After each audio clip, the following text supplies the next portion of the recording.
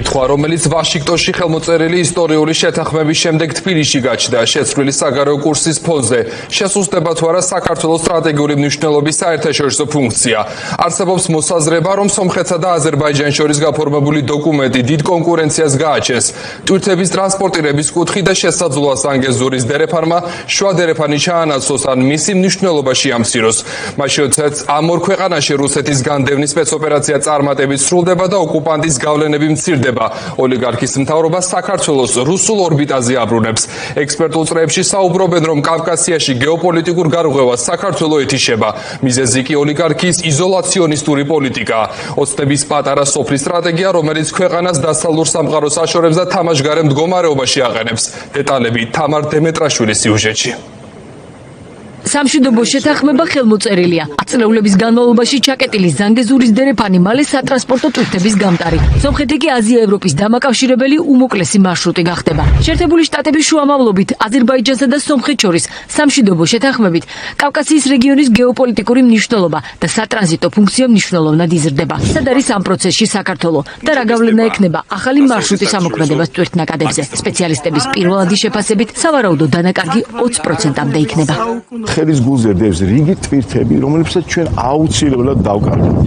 პირველ რიგში ეს არის სომხეთისთვის ყველაზე მნიშვნელოვანი სამთო გამამდიდრებელი მადნების და წიაღისეულის გადაზიდვები, რომლებიც ჩინეთის მიმართულებით არის გადაზიდვა გამიზნული.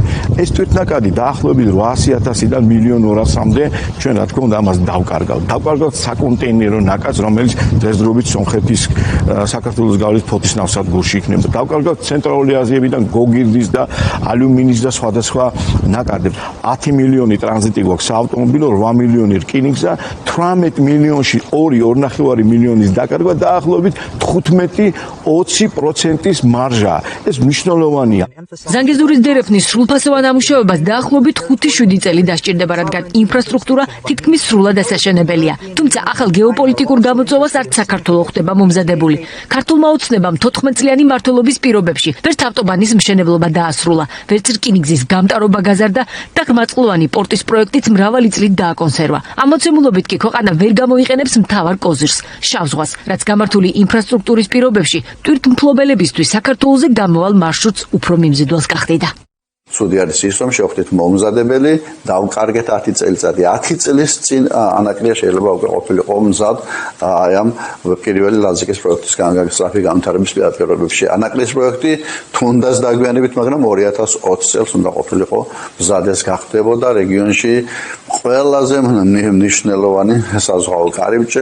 შეერთებულმა შტატებმა სამშვიდობო შეთანხმებაში მონაწილეობით კავკასიაში საკუთარი გეოპოლიტიკური ინტერესი დაადასტურა. სომხეთისა და აზერბაიჯანის ნაბიჯები კი იმისკენაა მიმართული, რომ რეგიონში რუსეთის გავლენები დასრულდეს. ამ ვითარებაში ექსპერტთა აზრით, რუსეთს ერთადერთ დასაყრდენად სწორედ ივანიშვილის ხელისუფლება რჩება. ამ მდგომარეობის შენარჩუნება საქართველოს თამაშგარეთ დატოვებს. 3+3 ფორმატი ფაქტობრივად არის ჩაშლილი. 3+3 ფორმატიდან თურქეთი, აზერბაიჯანი და სომხეთი გავიდნენ თამაშიდან და ამერიკის შეერთებული შტატების თანამონაწილეობით მუშაობენ ახალ სატრანსპორტო დერეფნებზე, ახალ სატრანსპორტო ლოგისტიკურ ინფრასტრუქტურაზე. რჩება პუტინი და ირანი, რომლებიც ერთმანეთთანაც ვეღარ პარტნიორობენ და თანამშრომლობენ და რჩება საქართველო ივანიშვილის მმართველობაში, რომელიც საერთოდ თამაშგარე მდგომარეობაშია. იმ პირობებში, როცა მსოფლიოში გეოპოლიტიკური ძვრებია, სამშვიდობო შეთანხმება კი კავკასიაში სრულიად ცვლის სურათს საქართველოს მმართველობაში მყოფ პოლიტიკურ ძალას, არც ცივილიზებულ სამყაროსთან და აღარც უშუალო მეზობლებთან დიალოგის და დობაზე დაფუძნებული ურთიერთობის დამყარების რესურსი აღარ აქვს. ეკონომიკის მინისტრის ყოფილი მოადგილე ამბობს, რომ ქვეყანა რომ გადარჩეს, ოცნება მმართველობას უნდა ჩამოშორდეს. ნიკოლო ზალავიძე იმასაც დასდენს, რომ ინფრასტრუქტურა ახალ გამოწვევებს ვერ გაუმკლავდება. პირდაპირ გაგებით გვიდგას ყოფნა არ ყოფნის ნაწილი. ჩვენ ვაკვირდებით ამ კორუფციის რაღაც უსაშინლესა თუ უშველებელ მოცულობას, ვაკვირდებით ამ სუპერ უპასუხისმგებლო ადამიანების გუნდის რაღაც გაუგებარ განცხადებებს. ამ მოლაპარაკებებში იქნებიან ეს ინვესტორები, იქნება ეს ახალი რეალობა, იქნებიან ჩვენი სტრატეგიული პარტნიორები, ჩვენი მეზობლები, აზერბაიჯანის, სომხეთის მხარე თუ ასე შემდეგ. ჩვენ უბრალოდ რესურსი არ გაგვაჩნია ახლა, რომ ვიღაცა სერიოზულად აღიქვან ამ მოლაპარაკებში. ამიტომ აბსოლუტურად აუთში ვარ. კავკასიის გასაღები დღეს თბილისში აღარ არის. ახალი სატრანსპორტო მარშრუტების შექმნით ეპიცენტრი აზერბაიჯანში ინაცვლებს.